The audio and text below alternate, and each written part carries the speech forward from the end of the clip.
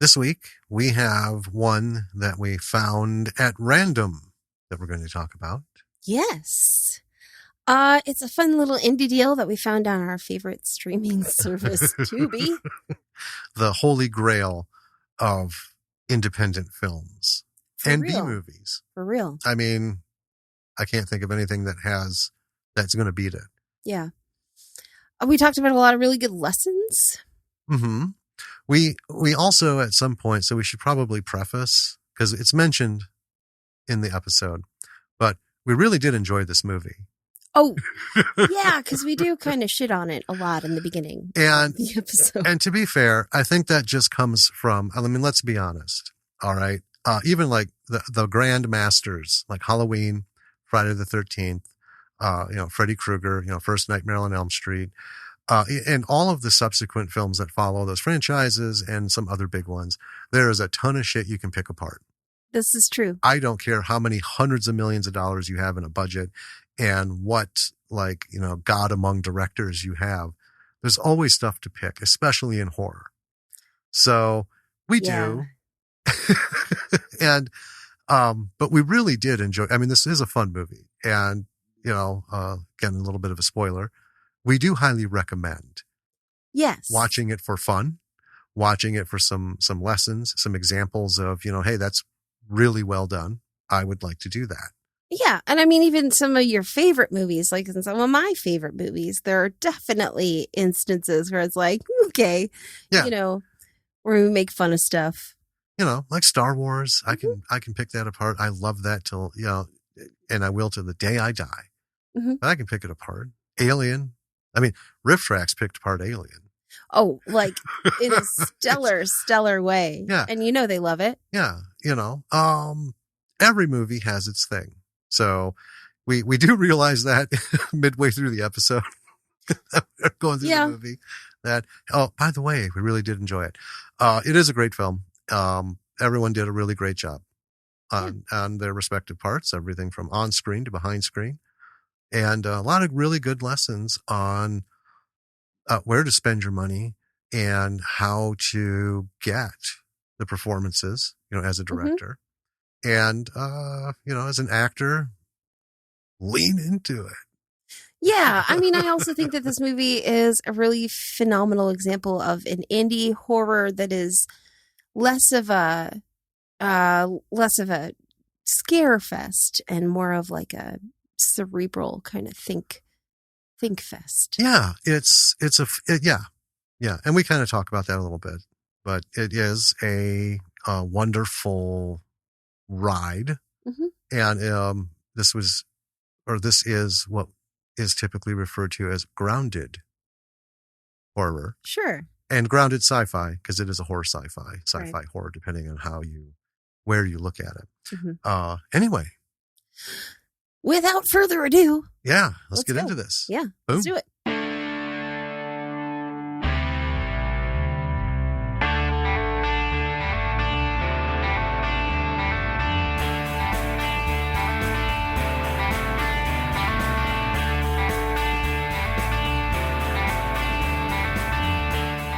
Hey there, B-Siders. Welcome to another episode of Bravo for the B-Side. This is Danny.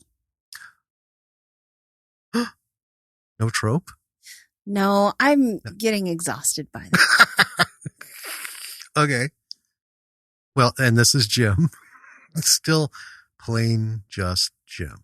I'm not just Danny, by the way. Oh, okay. I'm Danny. Sure. I'm so much more than a name. Well, I mean, yeah, there is that. Yeah. But to the ears of the people out there, the voice is associated with, a name. Sure. That's all. Which is Danny. in case you missed it. Okay, then. Well. Yeah. Boom, boom, boom. Crazy week this week. It has been, I mean, frankly, a pretty awful week. Well. Without getting into details. Yeah. Been really shitty. Yeah. This is almost a full week late sitting down to do this. Right. I mean, you won't be hearing it late, but we are recording it late. Right. Which means we got a quick double up. And yeah, everything is just out of whack. But that's why we do things 2 weeks. So we have time to catch up. You know, it's kind of nice. But, well, I mean, there's not a lot going on. No, we've been pretty wrapped up in our own personal junk this week. So even if there were stuff going on, I have no idea what it is. Right. Sorry, world. I'm not in touch with you right now. Yeah, had to, face a different direction for a while. Yeah. But there is something I do want to talk about. Okay. And it's a movie. Not the movie we're talking about tonight. Oh, no. This is just a movie that I feel has to be mentioned. I don't think it does. I do. Well, you don't know which one it is, do you? I have. Well, there were a bunch of real bad ones this week. There was. Watched for comfort reasons. There's one that I want to talk about because it's not the Leprechaun one. It's the other one. Halloween Party. Yeah, the vagina spiders one. Yeah. So let's talk about Halloween Party for a second. I just want to bring this up because it has been such a long time since I have sat through a super boring horror movie. I mean, clinically boring. Wildly boring. Right. This isn't even an opinion. This is a diagnosis. Yeah. Boring. Oh my word. Now, having said that, all the technical aspects were really good. Yeah, right? I think it was a genuine, earnest effort, this movie. But real bad. It's one of those examples where I think someone who wants to write their stuff and then film it, as the director, would do well in letting other people read it and go at it with a pen. Sure. Because otherwise you get stuff like vagina spiders. Right. And that might have been meant to be a little like cute. Yeah. But the way it was delivered, just the whole thing. Technically this movie was good. It was really good, film work. It was really good, like color correction. Everything was super on point. I mean, this thing could have been at a festival, but I think a festival screening committee would have been like, oh my God, no, we can't do this to everybody. It's so boring. Oh my word. However, I want to bring this up, not to just criticize it for being boring, which it is, and I kind of am. But folks, if you know somebody who wants to get into horror films, but they're like, they get real worked up, here you go. This is your gateway horror film. Because it's not scary at all. It's so It has boring. 2 kind of poorly done jump scares in it. Right. And we talked about it. We even explained it to our daughter. It's almost as if even for like the jump scares, instead of like, blah, it's if you can imagine a jump scare going something like this, someone walking up directly in the person's line of sight, tapping them on the shoulder, tap, tap, tap. Excuse me, I am going to scare you now. Boo. Booga booga. Yeah. And that's it. Cause that's kind of what you get, right? Yeah. Yeah. But yeah, if you really want someone to jump in the horror bandwagon with you, here's what you do. You get them to watch this. They're going to be like, oh, Jesus Christ, I didn't think horror was so boring. I mean, if something's a little more exciting, I can handle this. And then you do like deep dive into Friday the 13th or something, just totally fuck their world up. They're expecting this really mundane, boring, not even making sense kind of conversation thing to just full raw blood and guts. Yeah. I would have fun doing that. Sure. I get that. I get it. Well, that's what makes, if you think of the old carnival rides and stuff, they used to, not have everything out in the open, like the haunted house rides and stuff. They make it seem kind of like, oh, this is all right. This will, fine. We'll go through on this thing. And then they really try and scare you and shit inside. You never, you always hold, close to your vest, that whole thing, play your cards close to your chest or your vest or whatever. And, assuming you're wearing a vest. Right. Yeah. Anyway, I just had to get it off my chest. Not my vest. You had to get it off your vest. Don't make me get a vest. I don't want to take time to go good in a vest. I like wearing them, but they're just not super practical all the time. Yeah, I get it. The stuff, Anyway. Someone gave me one of those like puffy vests as a Christmas present one time. Oh, the Coast Guard puffy. Yeah, it was like a down, down filled whatever. It was awful. I call them Coast Guard vests because they look like big lifesaver jackets. They look so dumb. Well, I mean, they work for, I guess, whatever they're for. No, they don't work. Because if they're supposed to keep you warm, my arms, my appendages are the pieces that need the warms. And it doesn't do anything for them. Well, then on more than one level, wrong piece of attire. Yeah. Selected. I get it. Yeah. Well. Now.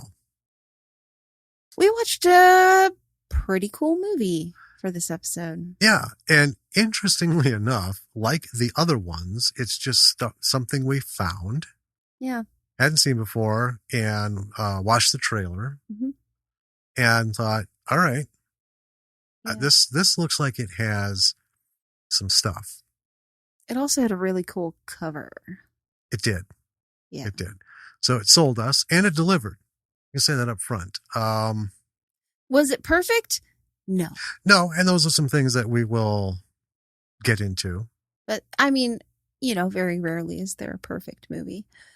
But, overall, pretty good. Pretty good. We were not disappointed. No. Which is funny because after this, everything else was just terrible. Not just the boring movie, but there was some that was just, they're truly horrendous. We were, though, this week we were purposefully seeking out really bad movies because that's our junk food. Well, but the thing is we were looking for, we didn't pick things that look like a paper mache head, right? Or some doctored up kid's pinata. Right. Right. We weren't looking for down in the nitty gritty gutter. Right. Bad. We're just looking for something like this that is, not going to have cinema level budget. So there's going to be some stuff. It's not going to be super serious or cerebral. Right. Something that just doesn't require a lot out of you, the viewer. Right. This one was a little above the line on all that. Yeah. But everything else, oh man. It was bad. All those movies. Yeah. Okay. Hey. So you're gonna, well, I'm going to introduce it. Yeah. I was going to say, do you want to tell us about this movie? I do. So, this week, folks, we are going to dive into The Mind's Eye. It was done in 2015. Director was Joe Begos. Writer, Joe Begos. And it's a G. This isn't Jeff Bezos. I don't want to get that confused with people. Yeah. Because, people doing stuff while they're listening. They're like, oh, Jeff Bezos made a movie. No, please God, no. Joe Begos. Begos. Begos. I think it's Begos. Maybe Begos. Begos. I don't know. You got to put the stuff on the letters. Starring Graham Skipper, Lauren Ashley Carter, John Sparadakos. It was not rated, but it has a TV MA rating. Yeah, because I think it was a TV, a made-for-TV kind of deal. Right. The log line for this is 2 psychokinetic individuals are imprisoned by a deranged doctor who will stop at nothing to attain their powers. Can they escape his twisted trap?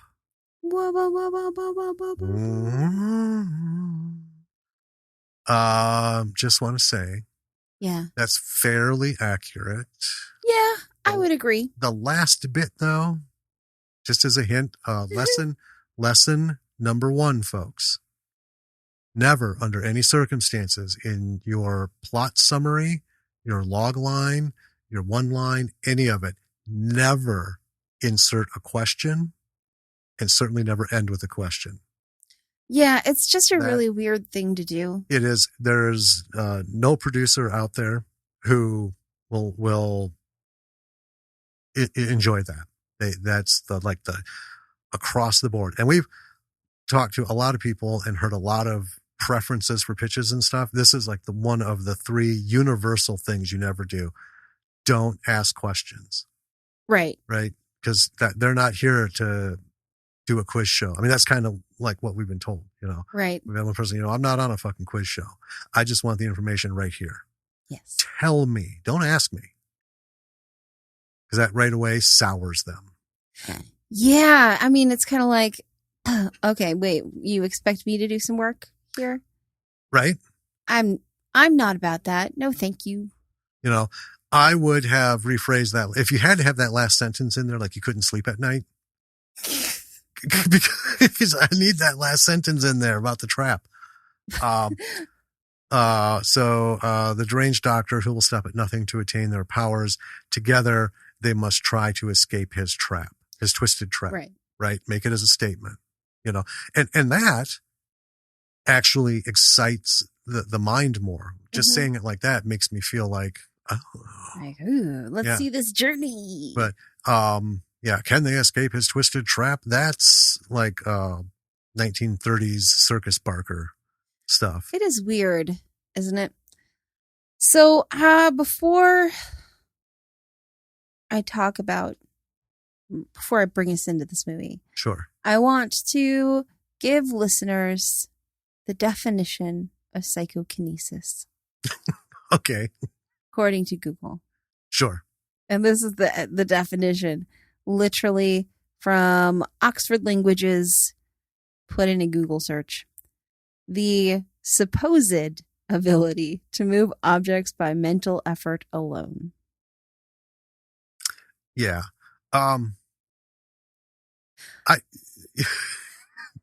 Could the people at Oxford be any less patronizing? It is pretty patronizing. I would like to know how many words, as their definition, are supposedly something. That's hilarious. That's a whole different podcast. Even the Wikipedia article about psychokinesis is the alleged ability. Right. I hate that. They're not talking about the theory of it or the practice of it. Psychokinesis. They're like, we just want you to know this is imaginary. Is the ability to move things with your mind. Right. It is the name for that ability, which is, an alleged ability. But it's not you know what I mean? It's an ability. See, when you say an alleged ability, it's one of those things. It's a word. It exists. So right. It's a fact. It's a thing that they have. Now, you can go on to say that someone allegedly has the ability. Right. Or it's an ability that does this. It's an ability that allows you to move things with your mind. And if you need to fucking footnote it, which it's a definition. Yeah. Right. So if you're going into like an encyclopedic thing, then you can say there have been no confirmed cases of this actually having happened. I get that. Right. But that's like saying anal warts, the supposed. I'm pretty sure there's somebody out there with an itchy asshole. It's like, there's nothing supposed about it, friend. Right. Yeah.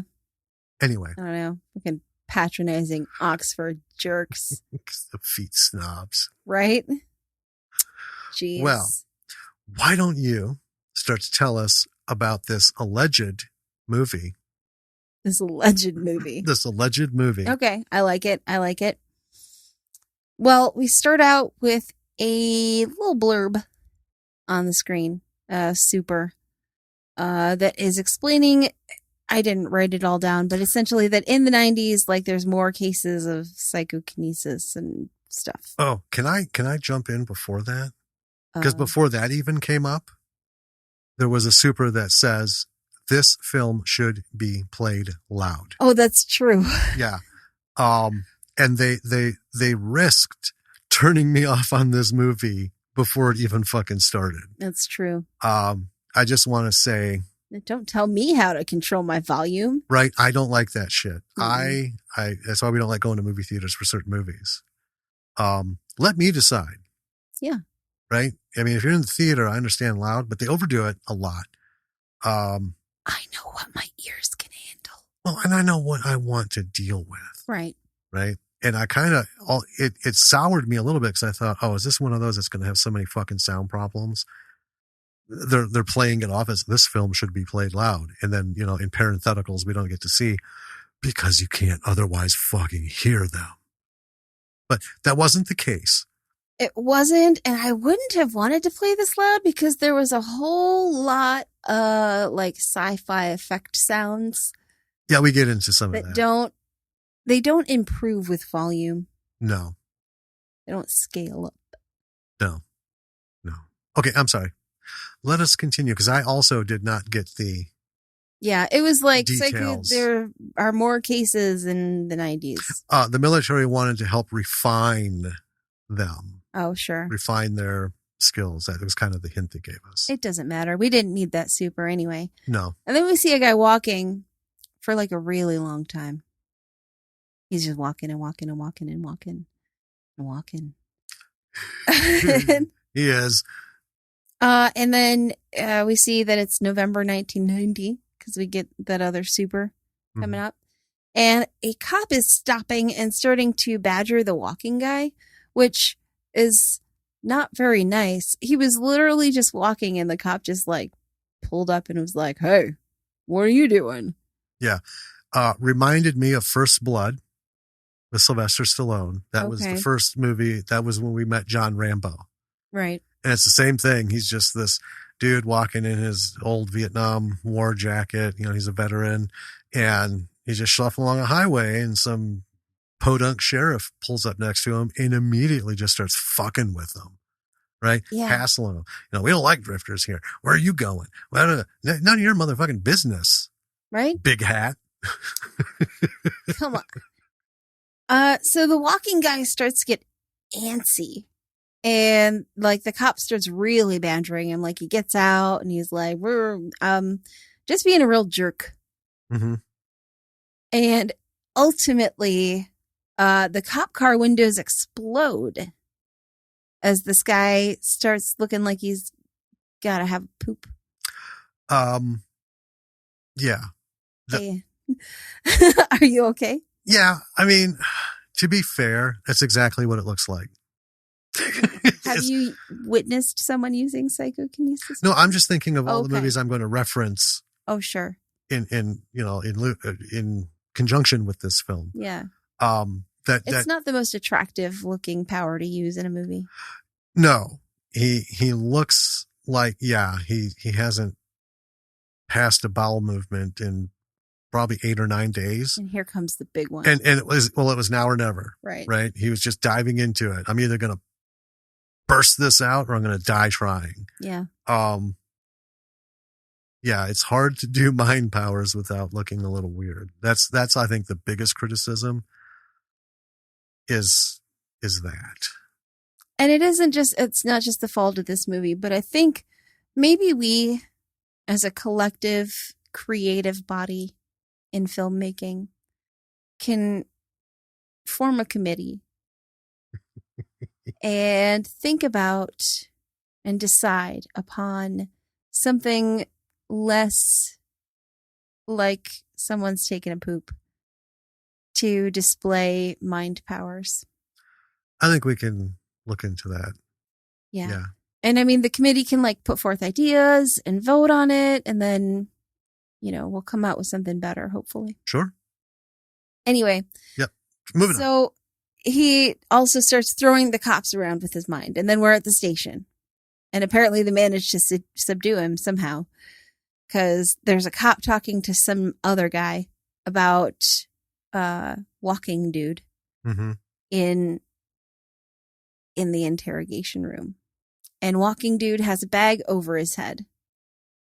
And we learn his name is Zack. Yep. And this new guy that we saw talking to the cop is Dr. Michael Slovak. And he goes in and he starts talking to Zack. And he says that he has a drug that's going to subdue Zack's abilities. Mm-hmm. So he gives him this drug. And it's not a permanent thing. He's like, just for a little while. Right, for a few hours. Right. And he says, actually, some people with your abilities really like this because it takes a lot of pressure off of them. It takes the edge off. Right. You don't have to worry about fucking people up with your head. Right. So he takes the bag off after he drugs him up. And Zack immediately looks at him and makes this like poop face. and his powers are not working. And so we learn that this doctor knows a friend of Zack's named Rachael, and he has her in his institute. Yes. And it's really funny. He's like, she's doing really well with us. And he pulls out 2 pictures that I guess are supposed to be before and after pictures. Yeah. And they're both of her in the same outfit, in the same location. And in one, she's frowning. And in the other one, she's smiling. Yep. And Zack's like, she looks really good. But okay. Yeah. So then we get this kind of montage-y series of video interviews with both Zack and Rachael in this institute, where it's clear that like Zack was brought there on the promise that he would get to see her, and she's aware that Zack is there, but they're not letting them see each other. Right. And they go way back. Right. Some Chicago incident thing. But one thing I noted is Dr. Slovak is being like really bossy. Yes. Almost like, bossy bitch about things, which for me at this point immediately shifted me from, this is a guy who's got something going, to he's just a dick. And he clearly is up to something. Well, yeah, they're forcing them to use their powers, and they're like doing experiments, regarding their powers. And it all smells real fishy. Yeah. Right? If not outright, like, sinister. Yeah. Whatever is going on here. So now we're in February 1991. So Zack has been here a while. Right? A couple months. Mm-hmm. He's playing chess with a guy. Yeah, I refer to him as chess dude. Right. And he keeps losing at chess. Well, you get the sense they tried to make it look like his mind's not on the game. Sure. Which is kind of, I laughed at myself, or in my head when I was thinking that, watching this. Oh, clearly his mind's not on the game. It's a telekinetic thing. I adore you. Anyway, I don't know if that's what they were going for, but if they were, nailed it. Yeah. And Zack has decided that he's going to find Rachael and he's going to get her out of here. And he confides in Chess Buddy that he is developing a tolerance to the drug that subdues their powers. Oh, yeah. Shh. Shh. And then he goes and talks to Slovak, and this talk doesn't go very well. No. Because he just goes up and he's like, you need to let me and Rachael out of here. And Slovak's like, nah. And Zack's like, but yeah, you do. And Slovak's like, for real though, no, not gonna happen. Yeah. And it ends with Zack getting knocked out with some drugs and getting put on lockdown. Right. Well, yeah, guard comes in and takes him away. The one thing about that was after they leave, Slovak uses his intercom and says to prepare his evening injection. Right. And I was like, what's going on this? So then we have Rachael, who's wearing a hood, being taken to her room, and and there's all this wrestling and shit, right? And she's forced down on the bed, and they're holding her down. They take this giant ass needle. I mean, this is like a 50 fucking gauge. It's a big needle, right? Yeah. It looks like the stinger off of a bad sci-fi stinger monster. Mm-hmm. Shit, this isn't like, oh, put a Band-Aid on it. It's like, get a fucking chest compression thing or some sort of stop bleed or something. Right? This is going to take her out. It's like a spinal tap. Oh my God. It's a comically large needle. Yeah. Let's just say that. And they start extracting something. We're not privy to it because it seems to be irrelevant at the moment. It's like spinal fluid of some kind. Yeah. And then we cut to Slovak talking to some dude with an eye patch guy. Yep. I call him One Eye. Oh. You call him Eye Patch Guy? Yeah. Okay. We'll go with Eye Patch Guy. That doesn't matter. Well, I wasn't sure the patch was going to be on the whole time. He's not important. Well, anyway. So Cyclops. Yeah, I like that. In his office. And they're talking. Slovak's found some other guy that Cyclops is supposed to go chase down to bring to the Institute. And apparently Cyclops is the first psychokinetic. I just started calling him PK, because that's a fucked up word to try and type fast. I think I just gave up on typing the words. I didn't even like. Oh, up until this point, I kept doing psychokinetic, psychokinesis. Now it's just PK. So anyway, Cyclops is the first PK to be let on the team, apparently. And then Slovak gets his injection. Only this is a different color serum. This one's blue. The other one's green, right? No. Or was red? They're the same color. No. I noticed his was different. Oh, okay. Okay. The other one is red. Read my notes. It's in there. And these injections are made at the base of the skull. And I'm thinking, shit, that looks gnarly. I mean, he looks like he's got gangrene going on. Yeah. And these needles are not short needles either. And they're not the like gun kind. No, they're pretty big. Right. I mean, if it had another inch, it'd be a fucking dagger. And they're sticking this into the base of the... And his neck looks like it's massively bruised up and real messed up. Oh, yeah, it's super, like, infected and everything. Yeah. I just want to mention, though, this whole scene with Cyclops talking about this guy that he's got to go chase down and stuff. Here's the thing. After this, not a fucking word. Nope. Spoilers. That has absolutely nothing to do with anything. I thought, there's going to be like there's another spice to put in the bowl later on. Nope. What's going to happen? Nope. That had nothing other than to introduce that Cyclops was a PK. So after the cannon-sized needle is shoved into Rachel, she ends up struggling with her guard and nurse, and all of it makes her hood come off. And she makes the nurse stab herself in the neck. Right. Right. And then she makes the needle fly into her hand, and she jabs the guard. Now, and my thought is this stuff, whatever she's got, is it supposed to be bad for normal people? Because there's a couple things that went on. First of all, a regular hypodermic needle just doesn't do that much damage. Yeah, this is like full-on blood spurts. Yeah, this is the one that you were like, what? She stabs the guard in the leg, and it's like someone just ripped it ripped the artery out. Yeah. Right? Oh, man. It's bonkers. Like, I love some blood. Don't get me wrong. Oh, yeah. I mean, you don't need to excuse it. You just need to have it. But I love a good blood spurt, in a movie. But make it happen somewhat close to reality, kind of believably. Like even a kitchen steak knife. Yeah. I'd believe. But a hypodermic needle, you're just like, is this guy have some sort of disorder where he's like just this giant blood pustule and any break is just the world's highest blood pressure? Seriously. He's like, wow. Oh. Anyway, Slovak ends up coming in, taking over, injects Rachel. So he's top dog again. He's also very like tetchy with her and icky. It is.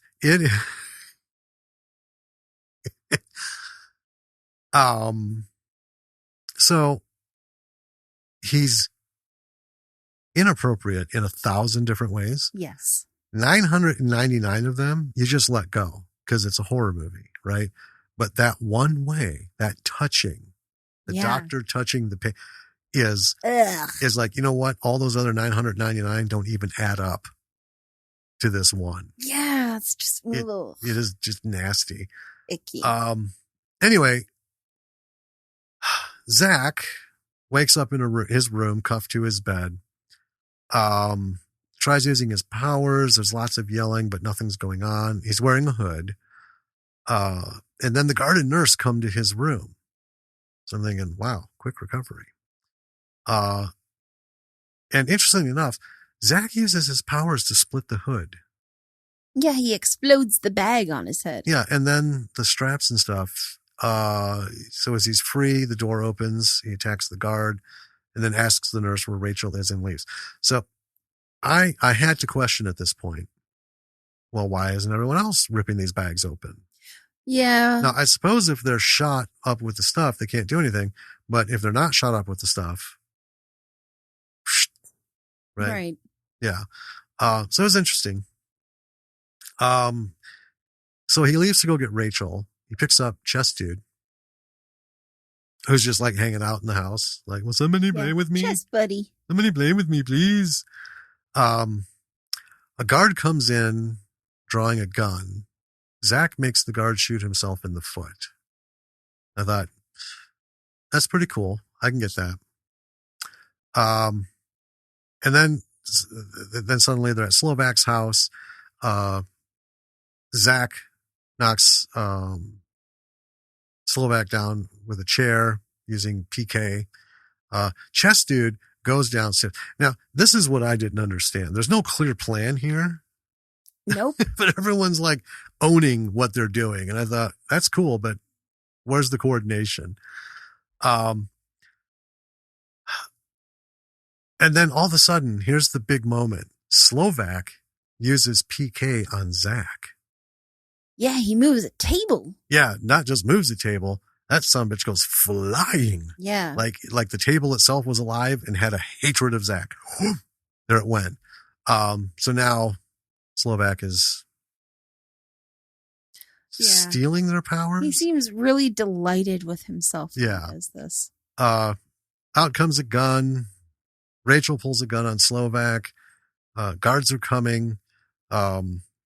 She tries to shoot him, and then Zack makes her miss because there's a lot of conversation that we're not going to get into because it's just a whole lot of extra time. It don't matter. Taking notes. Anyway, push comes to shove, they're on the run. But the goons got Chess Boy.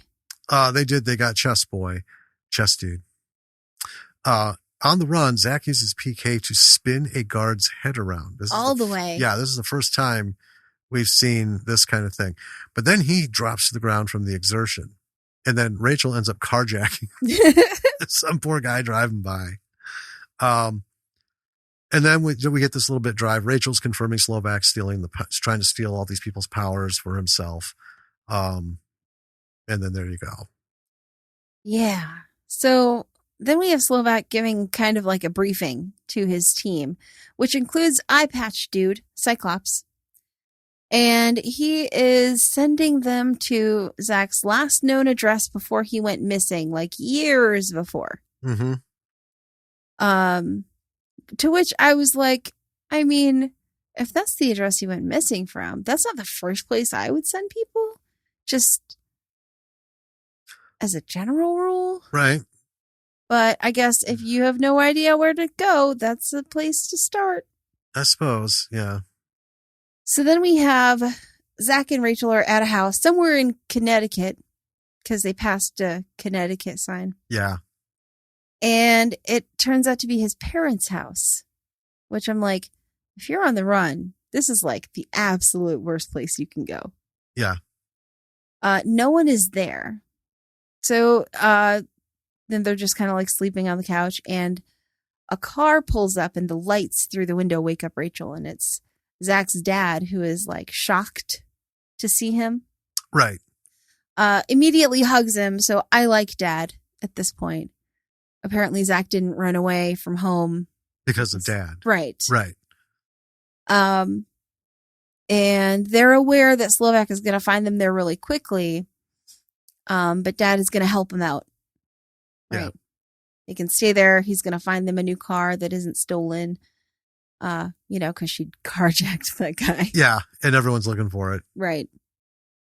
And then at Slovak's house, a cop comes into his house. I think he's supposed to be a cop. I don't really know. I think he's a retired cop. Okay. Because he has friends at the station. Yeah. And he lets Slovak know that Zack's dad, who also has a friend in the police, called in, was asking questions. So Slovak's like, okay, I'm going to send my goons over there. But that's like the place that he was already sending them to. Mm-hmm. It's okay. Then we're with Zack and Rachel, who have like a heart-to-heart about Zack's dead mom. Yeah. He accidentally killed her with his powers. It's very like trope sad, but Yeah, it was out of control. Yeah. And then I love this bit. We get Slovak just monologuing his whole master plan to one of his goons. As he's getting an injection. Yeah. And his whole deal is that he wants their powers. Like, that's it. It's pretty simple. Yeah. Can I just add this? Mm-hmm. So this is going on in between scenes of a montage of Zack and Rachael fucking. Yes. This is the weirdest combination of shit I have seen, because first we're talking about dead mom. Uh-huh. Next thing you know, she's all hot and bothered and mounting him. Uh-huh. Right? Like your dead mother's story just has me dripping. Oh my fucking God. And aside from the fact that every little bit of these sex scenes is so awkward to watch because it's so awkward, period. Yeah. I mean, neither of them looks very comfortable about it. Okay, I want to take a quick break. Okay. Let's take a quick break. We are really tearing this movie apart, but I actually really like this movie a lot. Yes. So I don't want anyone to think that because of how we're shredding this movie that we don't like it, because I do actually like it, and not in an ironic way. No, I genuinely enjoyed watching this movie. We mentioned at the beginning. It's above the bar. Yeah, clearly, and we have a fairly not super high bar, but we have a high enough bar where like Halloween Party, not even close. That fucking Leprechaun disaster. Leprechaun's game. So Jesus Christ, that on every level failed. Mm-hmm. Right, in terms of, you want lessons, watch that movie. Everything that happened, don't fucking do it. Do the opposite. Bam. Oscar. Love it. You'll have an Oscar. Love it. But yeah, it is a good movie, but as with all movies, as I'm listening to us talk about it, there's a thing here and there. This was just so weird. Yeah. So the way it was done, cutting between this really awkward sex and Slovak monologuing, and then Slovak's disgusting neck back. Right. And then next thing you know, Rachel's on all fours and Zack is, grinding her he's trying to push a semi uphill. And then we get fucking Slovak with his drippy, gooey neck. And behind all of this, pontificating on how he's going to rule the fucking world as the sole PK. A super psychokinetic or something. Right. And behind all of this, there is this totally 90s soundtrack going on. And I love it. Yes. Oh, I love it so much. This is a period piece. This movie was done in 2015, and it's a 90s period piece, and it's actually pretty on point. It hit dead on 90s cinema, low budget cinema music, scoring. I mean, they nailed it. Yeah, absolutely nailed it. Which kind of adds to the weirdness of, I'm going to make sure that all of mankind bows to my. I mean, yeah, it feels very much. Are we watching fucking or the Gettysburg Address? But can you pick one? Yeah. And lead into the other? Feels very much like a 90s movie. Yep. I think this is. Maybe it's homage to the stupidity of montages back then. I think it is. Because back then in the 90s, even in the 80s, either unless it was a montage of just time skipping, we're rebuilding the restaurant, or I'm sewing my new dance clothes and that's going to make me a fucking superstar. When they would take more than one event and montage them, it was such a bad job. And it was like, you got Granny knitting. 90s montages were always really jarring. And then you got Sasquatch ripping the limbs off of campers, and then you got Granny knit one, purl two, and then you got, Sasquatch splitting a dog in half. Like I said before, can we pick one and lead into the other? No. Because this checkerboard pattern. You need to experience them both simultaneously. I don't want to. This is where you just Brady Bunch the screen, and in every box, there's something completely different going on. Absolutely. Yep.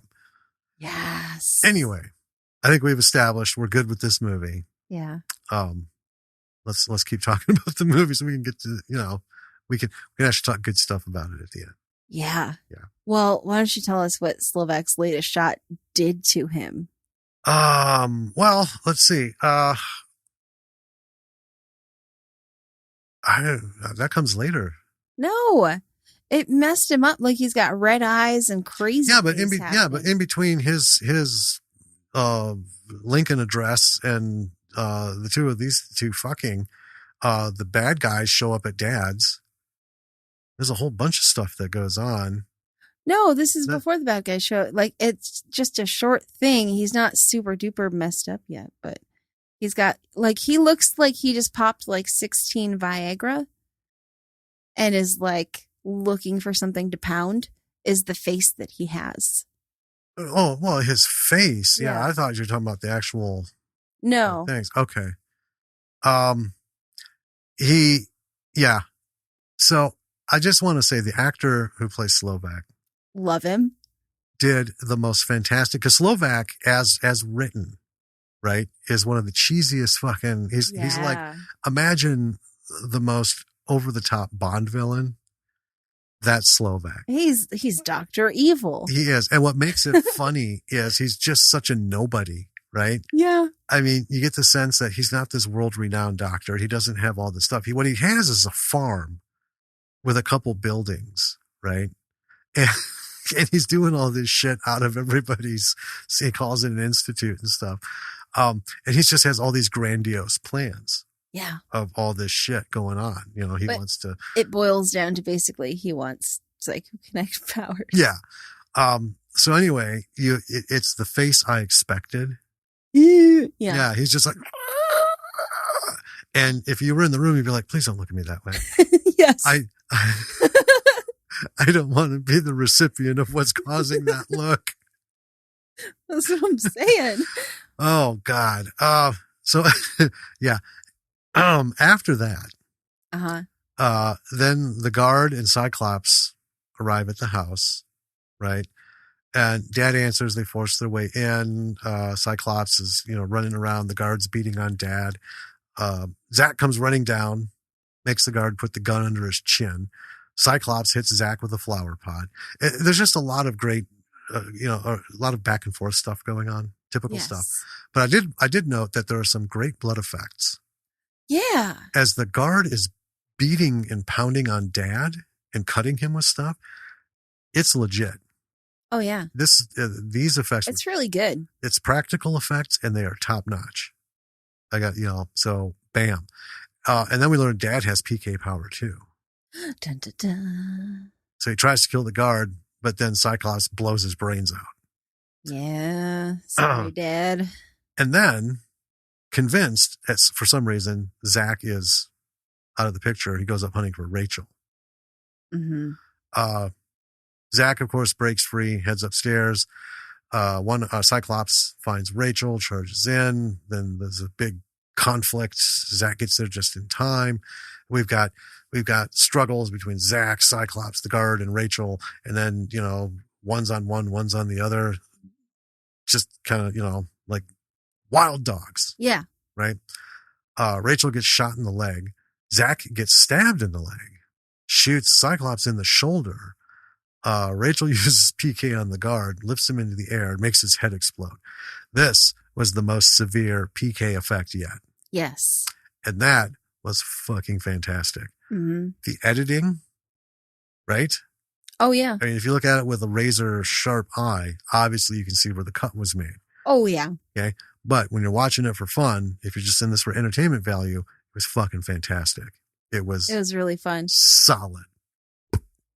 Pimple pop. You just having a head explode in a movie is one of the most fun things you can do. Oh, absolutely. Let's see.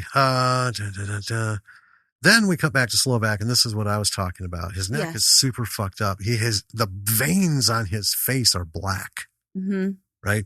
And they're coming from the back of the neck, reaching out like tendrily fingers just past the ears, his face, midway through the cheeks at this point.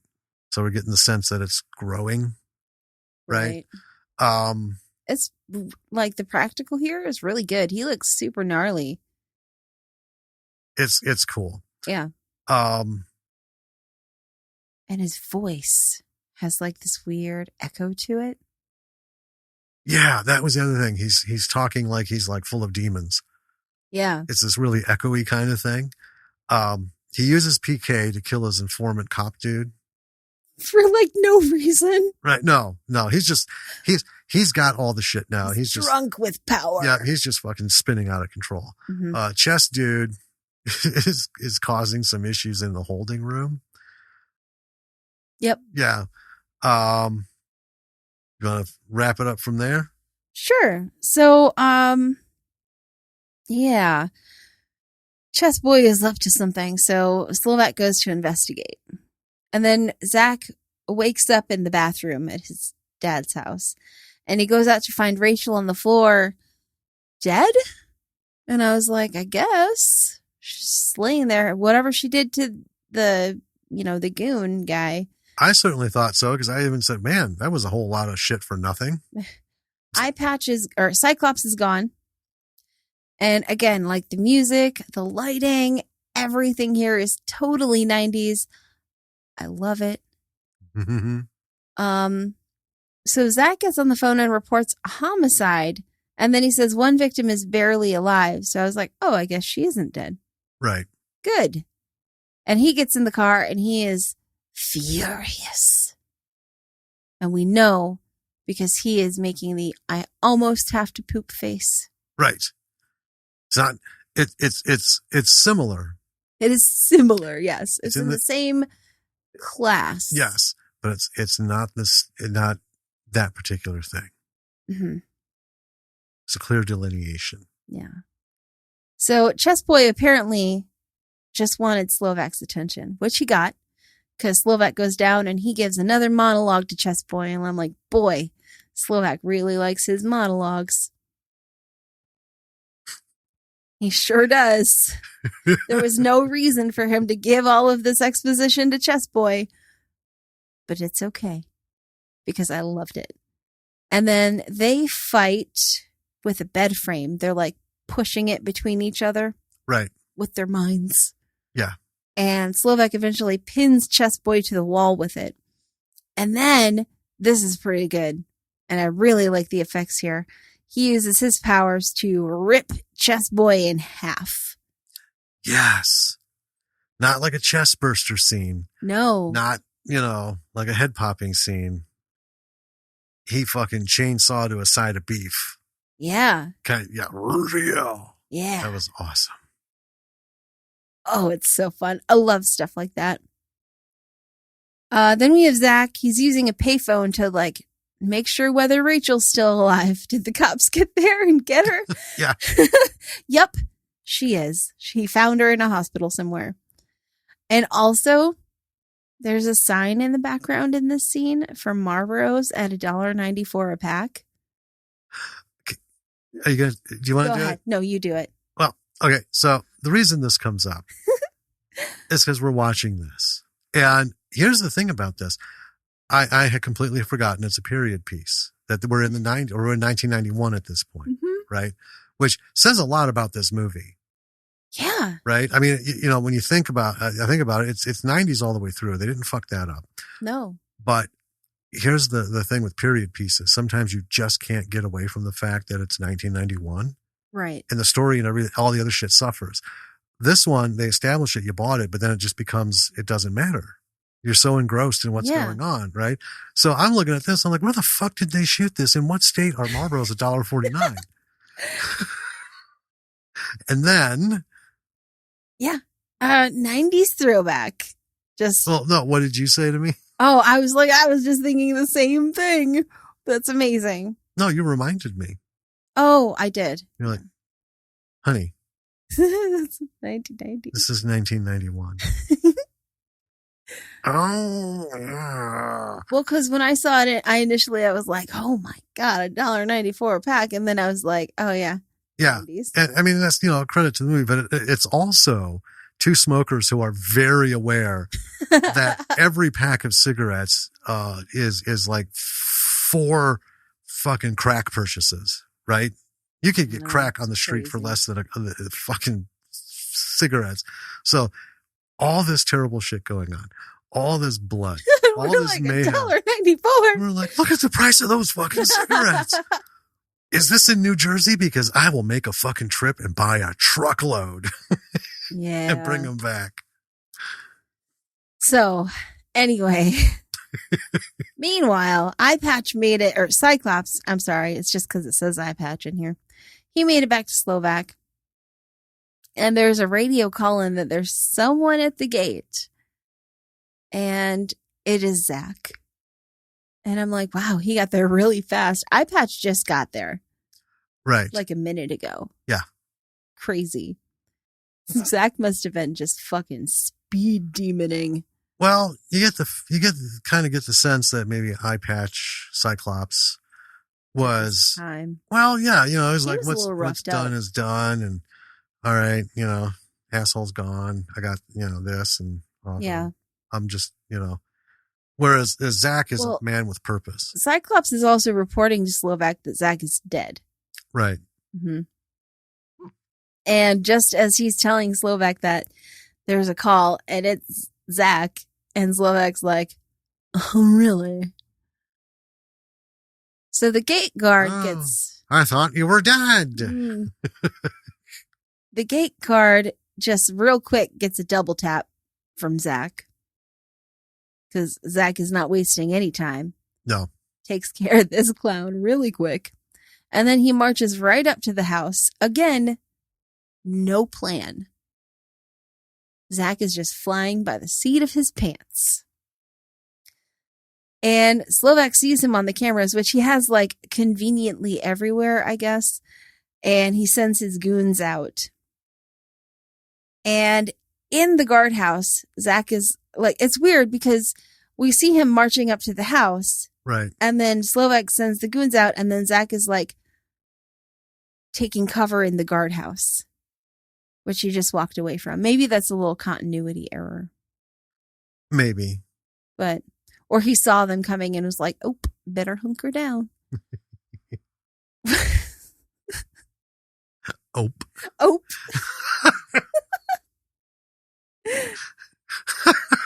Are you okay? Yeah, you actually just clearly and definitively oped a situation. Yeah, I did. Oh, man. So, in the guardhouse, Zack is facing off with one of them. He blows the guy's leg off with a shotgun. Also very cool effect. Stellar. Yeah, really great. And then Cyclops volunteers to go get Zack. And I'm like, yeah, you should, buddy, because you just said you killed him. Inside the house, Slovak is demanding another injection. While Zack and Cyclops are dueling.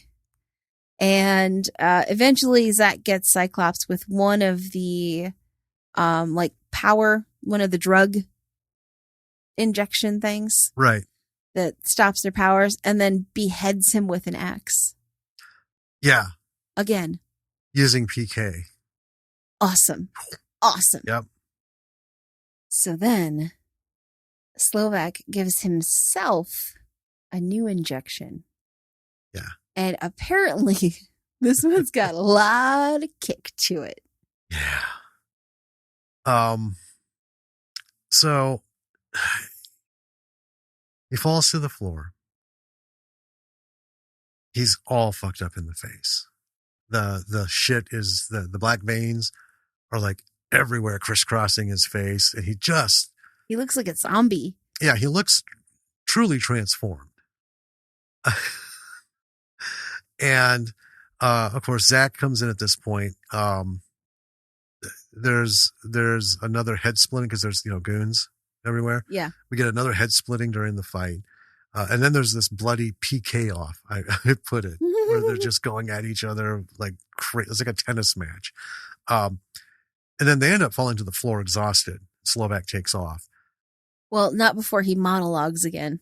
Well, yeah, there's a lot of monologuing in here. And then Zack injects himself with Slovak's serum. And then Zack uses psychokinesis long distance to knock Slovak's car off of the road as he's making his getaway. Zack catches up with him for another PK fight. Ultimately, Zack wins, making Slovak explode. It is a pretty intense thing that they're doing, right? Yeah. It doesn't make, we just didn't get into the whole thing. And that's it. Well, I want to mention a couple of things that happen in this scene. Sure do. Okay. So when he flips the car, a fire starts. And I was like, ooh, I sense an explosion coming on. But then we get the bit where Zack explodes Slovak.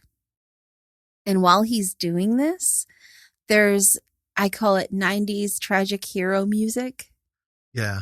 Going on. This film is a real homage to 90s cinema. It nailed it. Absolutely.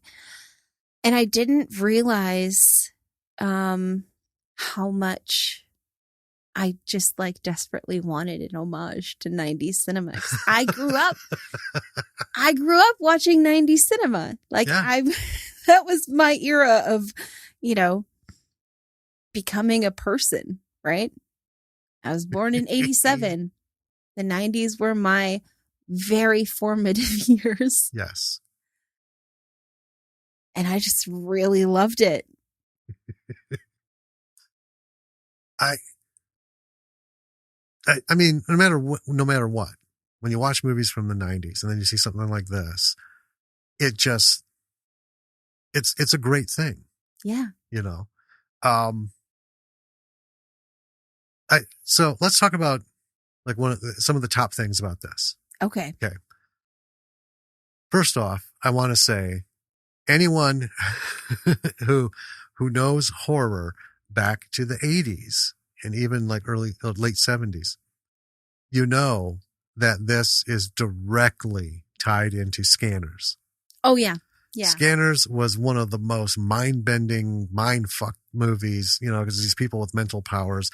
And here's the thing. None of them made the I need to take a shit face. All of them made the I'm having a stroke face, right? They'd be like, the face would twist sideways and one eye goes squinty and the other one goes big. And then, there was another scanner in that film who every time he was doing something looked like he was just thinking real hard. Right. So, we talked about how do you do this without making the I need to take a shit face. Right. It's not as bad as it's not any worse than any of these others that Scanners had. Right. True. So, I would like to put forth a contender for a replacement for this kind of thing. Okay. Fingers to the temple, slightly narrowed eyes. Yeah, it's been done. I know. And I don't know. It doesn't really have the same pop. We can workshop it. Yeah. Because here's the thing with all of these, there's always that like UFO sound kind of thing to let you know that something's happening. We know they can't hear it. It's for our benefit. In this one, it's more of like a.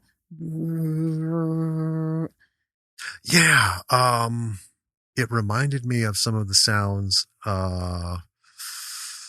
What was it? Not The Ring. Was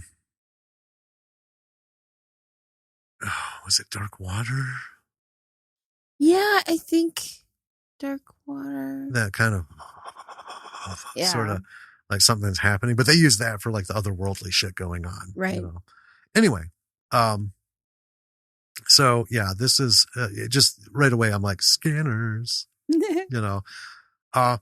it did first of all, the premise is kind of the same in terms of the psychokinesis and the mind powers and stuff. Yeah. But in Scanners, it was about, I want to be number one. And everyone, it's like Scanners was like Highlander. Right. Right.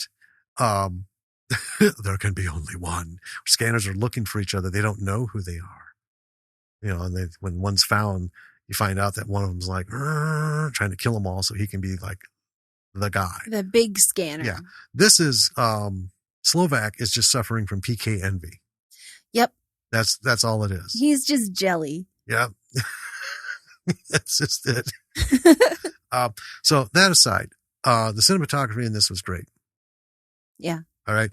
A lot of dark environments. I mean, they did things at really night. Good. Did things in dark places of the house and stuff. Really fun lighting. Yeah, but you never once were left guessing what the fuck is going on. And that is such a big thing. That is such a big thing in low budget films.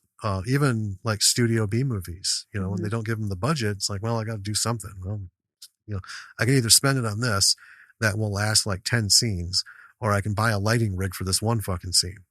Well, the 10 scenes gets it. So everyone else is watching this movie like, what the fuck's going on? You know? But so they did really good. The sound was good. Oh yeah. I mean, we didn't have to play it extra loud, but no. I will say there was an imbalance between the effects and the dialogue. Sure. I mean, it was a little trite, the dialogue. Yeah, but it jumped, the effects jumped out. They were great. I mean, but they were just like volume wise. Yes. At least 20 decibels difference between the two. But if you watch it at a normal level, you can still hear the dialogue, which is fine. So it didn't really come down to, crank this up so you can hear everything. It's fine. If you crank it up, the dialogue's going to be really loud, and then the effects are going to just, make your testicles quiver. Right. I felt that. So that's, really it. The thing is, this wasn't a high budget movie. Right. But again, the people involved used what money they had super intelligently. Yes. Right? Cinematic. You have to have good cameras to get that level of quality film. Now, we've talked about what if you only have like a shit camera. Okay, let that go. And if you don't have enough money, if you have the money to buy a new camera and then nothing else, use the shit camera. Yeah. Right? Use the 5p whatever. Yeah. Or even a VHS camcorder. Because if you spend the money on other stuff, lighting, good audio equipment, special effects. Yeah, and if it's a special effects laden film, get the best you can for audio. Budget out your effects first. I think that's number one for something like this, because the movie completely relies on it. And they did a fantastic job.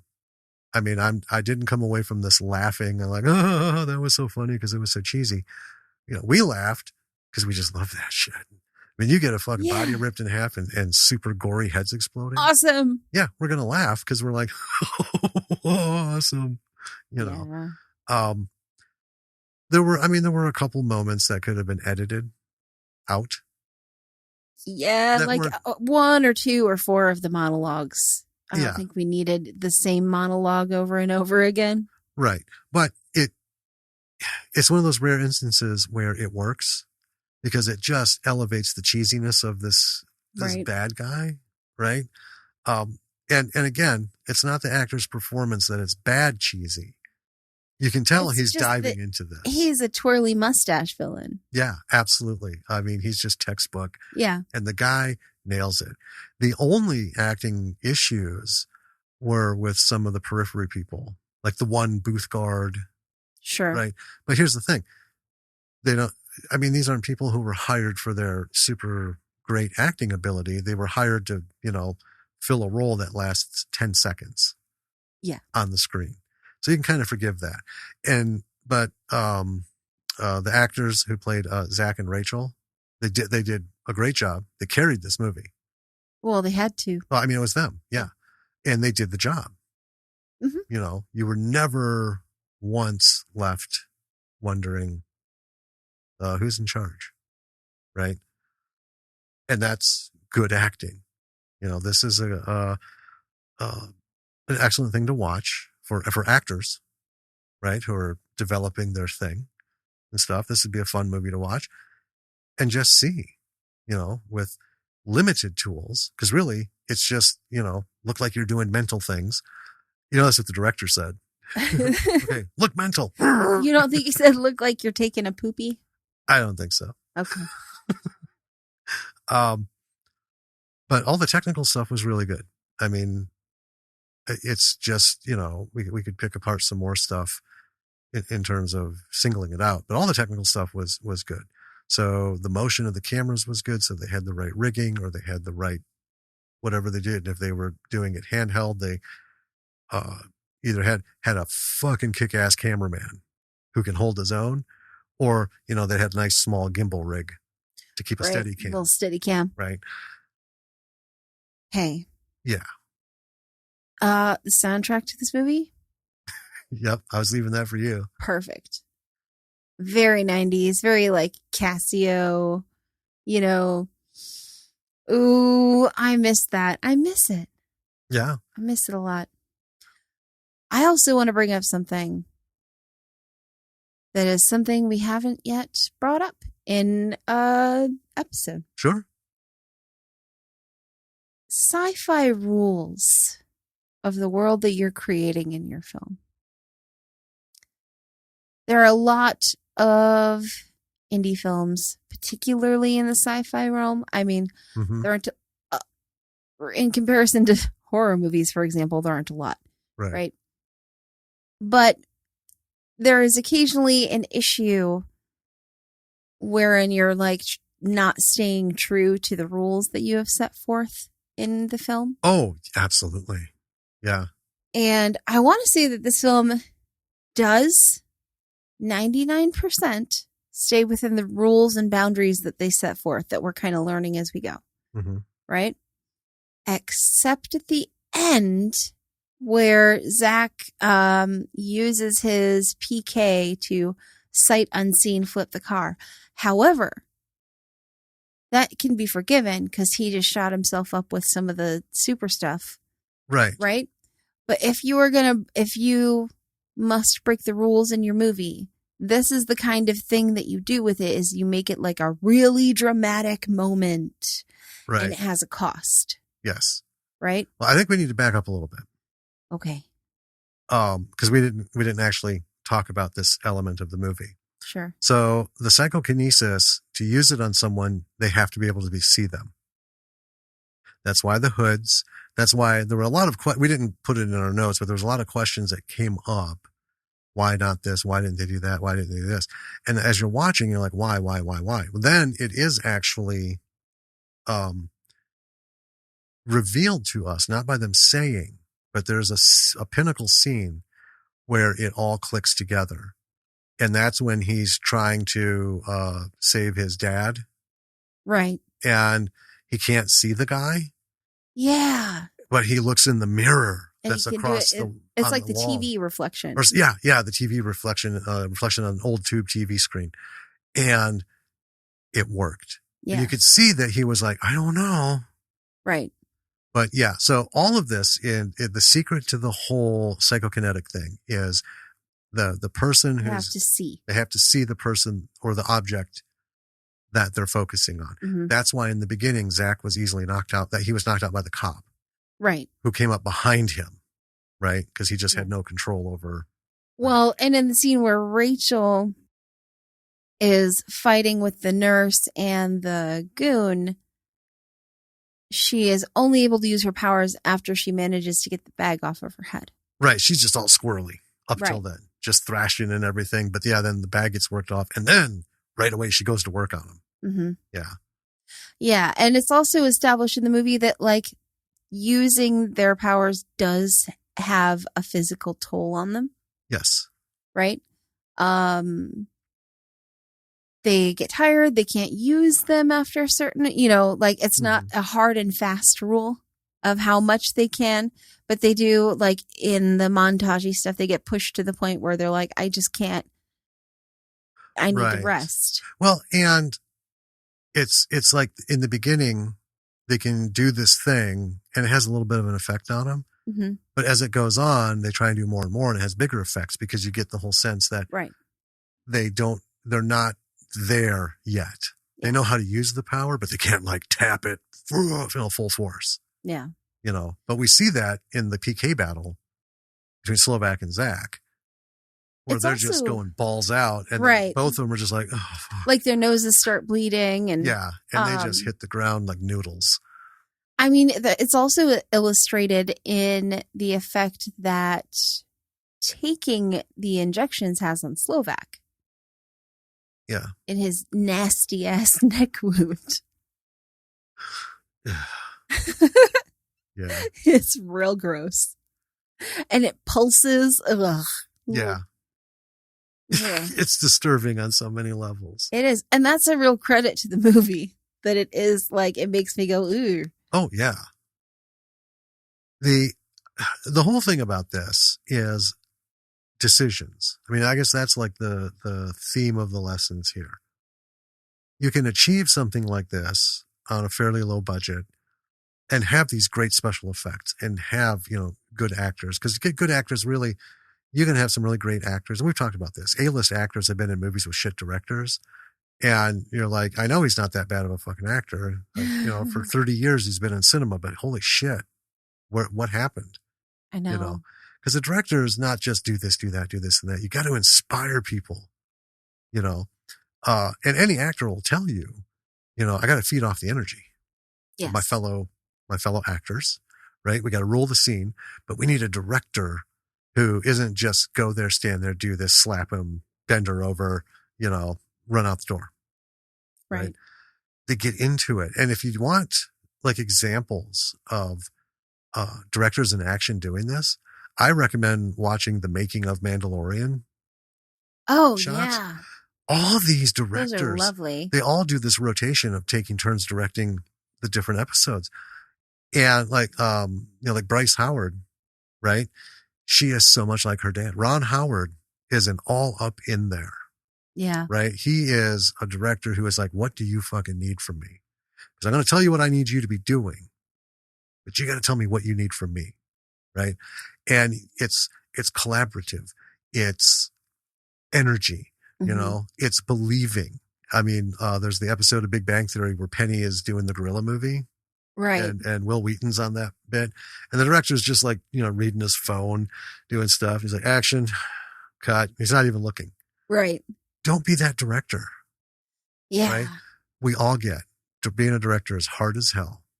But if you can't be energized enough to get in there with your actors, even the crew before the shit starts rolling, right? Mm-hmm. Build that energy up. Because when you make something, any piece of art that's worthwhile shows the energy of the artist who created it, whether it's painting, sculpture, film, music, any of this stuff, even books. You can tell, we've talked about certain authors. This book was great because they was a hungry motherfucker. Right. Living in their one room, or not even one room, living in their efficiency, using a communal bathroom down the hall, tired of eating ramen, pumped out this fucking 900-page novel and killed it. Right. And they got a $5 million check. And the second book was like, what nightmare was this? Right. They just, because some people will do that. And this is true. I'm not going to name drop because I've done it enough. But right now, there are authors who you can read their successive volumes and you're like, I see where the checks started coming. Not in this where this person stopped caring. Yeah, it became a business. Yeah. Became a business. It's no longer art. It's just like, I can pump out this shit as long as they'll keep paying me for it. Don't be that in filmmaking. Any part that you're in, do what you can to bring something to the set. Feed the people around you, and hopefully they'll feed you back. It is a field of passion. Yeah. Love. Yeah. And doing that too, because when this is all said and done, everybody goes home. There's one person for sure, the director, who is stuck with all this fucking footage and needs to make it into a movie. May or may not have an editor or two to help. Right. May or may not have someone to help score it. Right. You've got anywhere from 1 to, I would say in these small films, I don't think there's a dozen people doing post. Mm-hmm. Right. We know David. David does all his own posts. David is like a one-man show, so yeah, folks, go back and listen to our interviews with David, Ryan, Keith. Yeah. And just Anton. Oh, Anton, especially. Yeah. Our first interview, which is the bonus episode. Anton Duiron. He'll talk about it, but we've also talked to Hilton and all these other people, right? As you get moving along in these things, you can get a crew to help you. Yeah. But for the most part, indie filmmakers, and even Studio B movies, they don't have enough money for post, and they got to do it themselves and be good at it. If they're working with something that has just loaded with energy, right, it's going to take some a lot easier. Well, right. It gets you through those 18-hour days. Yes. You know, Silas Dahl, another one. You know, he's talking about, you know, I was so excited about it, and it just, next thing you know, it's like, if I don't go to sleep, I'm not going to survive. I've been at this for 16, 18 hours. But there's so much energy that the fatigue gets washed away, and the energy propels you forward. I mean, that's how we've gotten through like 16-hour writing fests. Yes. You know, because we're just amped. Yeah. You know, and high on creativity. And it's funny because after that, for weeks, that carries over. Oh yeah. We're excited about what we did. At any point, even like if we have and what's coming up. And what's coming, or when we finished. Yeah. That's a high tide to ride. Right? Yeah. When you're like, oh yeah. But during the process, the energy doing it keeps us propelled in the in-between times. And we're thinking, and we're working, and we're doing this. We're like, what's coming up next? Da, da, da, da, da, you know, oh, maybe if we did this and that, you know, okay, we'll try it and stuff. But we just can't wait. And then whoosh, we get in there and we're like, yeah, I'm plowing this fucking field. I will have corn by the end of the night. You know, that's the secret to making good films. Yeah, I think this movie, The Mind's Eye, is definitely a labor of love. Absolutely. You know, listeners, see this movie. It's on Tubi. Yeah. And enjoy it. And see these things we're talking about. See you can just feel everyone's trying to get this thing done, and they're excited about getting it done and what they're doing and stuff. Yeah. You know, look at the effects, look at how well things are shot, and there's one point. Reminisce about the 90s a little bit. There's one point you pointed out towards the end battle, the harness. What? When when he's lifting Slovak, you can see the rig. Yeah, you can see the rig. It's okay. Shh. You know what? It doesn't bother me. It didn't detract. I didn't say anything. You brought it up. I was like, look at the rig. Like, I know. And you kind of let it go. But you also look at like movies like Indiana Jones, which is wrought with fucking issues. Oh, like for that, sure. Right? Yeah. I mean, not everyone can catch it, even when you have a couple $1 million to throw at post. Well, I mean, yeah. I also think that you and I are more apt to spot those things than the average person. Yeah, average people don't catch on to a lot of this, but cinephiles and movie makers and anyone involved with it we all seem to watch with a different eye. Like, whoop, there's a goof. Yeah. But you let it go. And there's been a few in the past where we've talked about, which is like unforgivable. Oh yeah. I don't care how much or how little money you've got. There's just, this was like a no effort made shot. Yeah. When you're hitting your actor's head with your boom. And you leave that shot up. That ain't cool. Well, if you can't tell that the boom mic is casting a shadow over 3 of your fucking actors for this whole 8-minute scene, because it's an easily fixed thing. It's so easily fixed. And it's just like, I don't know how earnest you were about this. I love the Ed Wood wobbly walls. Oh yeah, the cardboard fucking sets. Man. And I love that. And his use of curtains. Yes. Almost every technological environment. Curtains everywhere. Curtains everywhere. It's just like, I don't know how to make technology walls. Just curtains. Let's just throw get up some curtains. Let's get some bzz things to put 2 or 3 like in the middle of the room, and then curtains. Curtains everywhere. Curtains everywhere. Yeah. And then, hey, that's a cost-effective method. It's what it is. Mm-hmm. It is what it is. You make your world, lean into it. Sure. This is what you got. But this is yet another example of the many films that we've watched and covered on this show of smartly dividing up your money, prioritizing where it goes, and this was an doing the best you can. Intelligently made film. Yeah, really well put together. And the story, other than, some of the monologue, maybe could have been just... Listen, it didn't matter how many times I heard it. Every time he started talking and I was like, ooh, here comes another monologue. I was up for it. It's the character. Yeah. It really, I mean, it fit him well. The actor is just so good at this because you do actually, it's like, oh, another monologue, but I'm glad he's talking again. Because in between all these, he's not a really talkative character. Not particularly. He's very have a conversation grunty here. And he'll shout something and then he's done. He's barking orders at his minions. Mm-hmm. And he'll have a little conversation here, a little conversation there. And, but yeah, when he bursts into these things, and he's not just talking. No. He's emoting. Oh, yeah. From toes to fingers to ear tips to the crown of his head. He is in it to win it. And I love it. Yeah. It sells. It's sold. This is if you're writing an evil character, take a look at this and consider it in terms of like a personality type. We're starting a Dr. Michael Slovak fan club.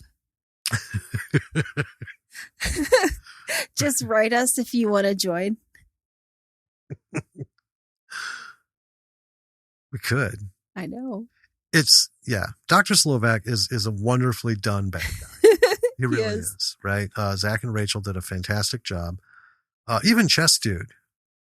Right? Oh, yeah. For being... Chess Lad. Yeah, for being a super peripheral character. I mean, he kind of brought it. And Cyclops did a fantastic job of like henchman number one.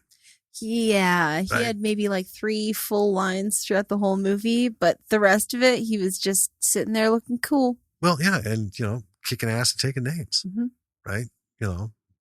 So I think that, unless you have anything, I think that covers the lessons to take away from this. Does it? It is a fun watch. Yeah, highly recommend. And it will inspire you in some of these ways to, really focus and stuff, whether writing, directing, whatever. Yeah. And if you need like a 90s homage fix, this is where you got to go. This is going to do it. Yeah.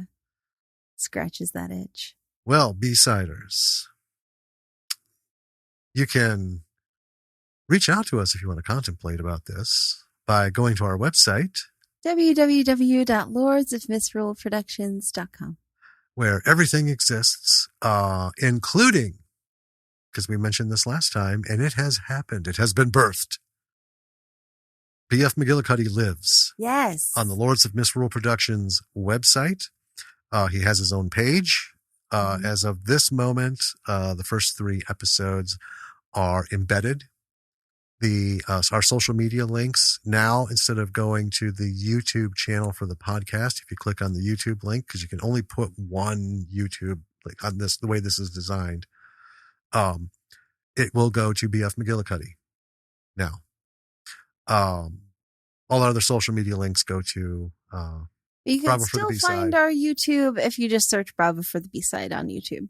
Right. Well, actually, if you go to BF McGillicuddy, Bravo for the B-side and Lords of Misrule Productions are on the favorite channels section under the main page. So I've tied them all together. And same thing, if you go to Bravo for the B-side, there you go. You can get a link to BF McGillicuddy's page.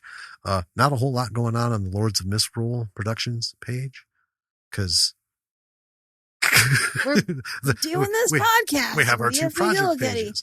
More BF McGillicuddy will be coming starting next week.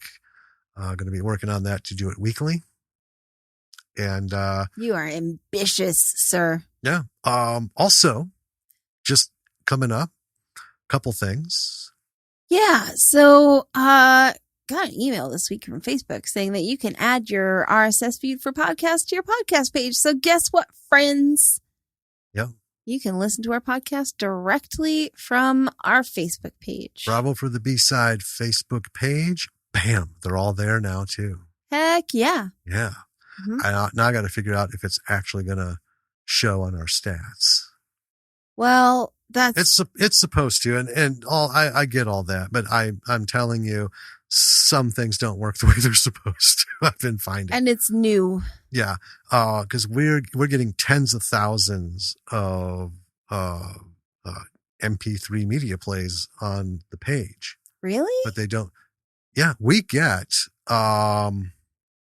Are you telling me more than like a dozen people listen to us? Weirdly, or at least people are finding us on a monthly basis. We are, so the website that Lords of Misrule Productions gets, we're averaging now 17,000 unique visitors a month.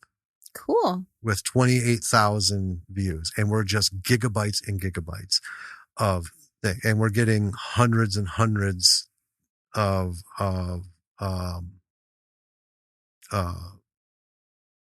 more than an hour. Wow. Data streams off of it. But it doesn't show up on the stats in those numbers. So anyway, not all of it's, related to the one thing, but anyway. So yeah, we're on Facebook. Also, coming soon. Coming soon. A new podcast. This one is a Jim and Lily production. Yep. Sans Danny. Yeah. Maybe that's what we should just call it. Yeah. Sans Danny, Jim and Lily. I don't think that appropriately captures what you guys will be talking about. Nope. It's daughter and father. We don't have a name for it yet. Lily's got to come up with a name. Yeah. So what we're going to do is, Lily is going to watch shows that Danny and I have watched as kids and stuff. Classic television. So like she grew up, already she knows about, the Lucy. I Love Lucy. Yeah, I Love Lucy, the Lucille Ball show, Dick Van Dyke show. Mary Tyler Moore. Mm-hmm. Yeah. And some others, Petticoat Junction. Yeah. Green Acres, all this stuff. So what we're going to do is we're going to, pick a particular show. Like we're probably going to start with I Love Lucy because she just loves Lucy. And I'm going to talk a little bit about how it was for me. And then we're just going to turn her loose on her views of it. And she's going to love I Love Lucy. But I know there's some stuff that I've seen. She's not going to be a fan of. She's going to be like, what in the hell? How is this good? Well, we were telling her about the old Tootsie Pop commercials. Oh, yeah, just tonight. A 1, a 2, a 3. Crunch. Right. Right. And she was just dying. She was like, that's so stupid. And we were like, yeah, we know. She was just cracking up. Yeah. So, we're going to be doing a weekly, much shorter podcast. But yeah, it's going to be, dad and daughter take on television. Yeah. Because I think she has some excellent views. Because I'm not going to spoil anything, but there's been a couple of shows that she's watched. You have an extremely opinionated kid. She just has some fantastic ways of putting things. She really does. Which, just cracked us up. And she's eager to do this. So that will be coming soon. Mm-hmm. And she also, I think, might be appearing in more future episodes. Not every episode, but more than previously. Well, as BF McGillicuddy takes off, folks, get some views, subscribe to the channel, like the things, share it, just like the podcast, subscribe, share, like, review, or rate rather. Because that's more important than reviewing. But, the whole point is we want to evolve BF McGillicuddy to the point where we go out of house. If it gets big enough, we'll take BF McGillicuddy out of the green screen and into the real world. And I think that will be even more fun that way, she's going to make some guest appearances on there as various things that we're going to work out. So, a lot of stuff going. And, we hope you. Well, she wants to be more involved in what we're doing creatively. Well, yeah, she's at that age now, finally. Yeah. It's just that weird mom and dad. Maybe you should make some BF McGillicuddy merch for the merch store. Probably. Yeah. Might be some issues with that though. Oh, that's true. Yeah. I don't think we're ever going to get merch. Good point. Not character photos, but maybe some quotes and some stuff, you know. I don't know. Watch the videos, folks, and you'll understand why. You can only go so far before things happen. Anyway, all of our links are on their platforms, social media stuff. Send us emails. You know the deal. Our merch store, Robert for the B-side stuff. Go get some. Our Patreon link. And yeah, that I think covers it. Yeah. I do want to say. Sure. Before we leave. Mm-hmm. Before we leave our chairs and walk out of this little teeny tiny den of a recording studio. That, hey, our business, the business of being a creative person, and just kind of like the business of life in general, and with all the shit going on in the world today, like, it's hard. And there are some people going through really hard times right now in a lot of various and different and crazy ways that may or may not have anything to do with the current pandemic. Like, but I think after this week, I just want people to know, like, you're not alone. Whatever it is you're going through, there are other people going through similar things. Mm-hmm. And, you know, if you need the support, like, go and reach out, because there's people out there. Yeah. Yeah. We're not saying, hey, you're not alone. You're not the only one going through this. Buck up. Right. There are people who are going through it or who have gone through it. And there are people who are more than happy to listen and try and help. There are people who are at the same level as you. And I think it would do well for, you know, you folks to get together and just share experiences, just for that communal feeling. Yeah. Right. When you can't get answers, it's nice to know that you're not the only one who doesn't have answers. Yeah. Right. This is true.